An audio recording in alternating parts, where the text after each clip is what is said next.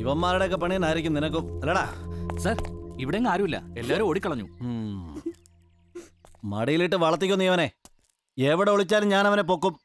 അത് കഴിഞ്ഞ് നിന്നെ. അയ്യോ, അതൊക്കെ ബുദ്ധിമുട്ടാവില്ലേ സാറേ? അന്നമ്മയെ പൊക്കൊന്ന് പലരും പറഞ്ഞിട്ടുണ്ട്. അതിന് തിളപ്പിച്ച വെള്ളത്തിൽ അവർ തന്നെ കുളിച്ചിട്ടേ ഉള്ളൂ. അതുകൊണ്ട് സാറും വെറുതെ തിളപ്പിക്കാൻ നിൽക്കണ്ട, ചെല്ല്. വാടോ.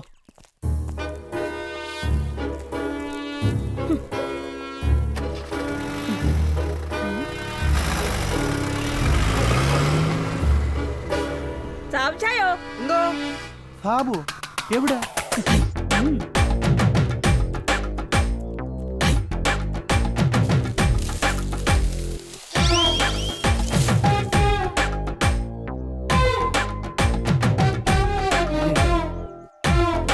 എടാ ബാബു, ഈ ഒടുക്കത്തെ ബുദ്ധി ആരുടെയാണ്? ഒക്കെ അന്നമ്മയുടെ ചായ.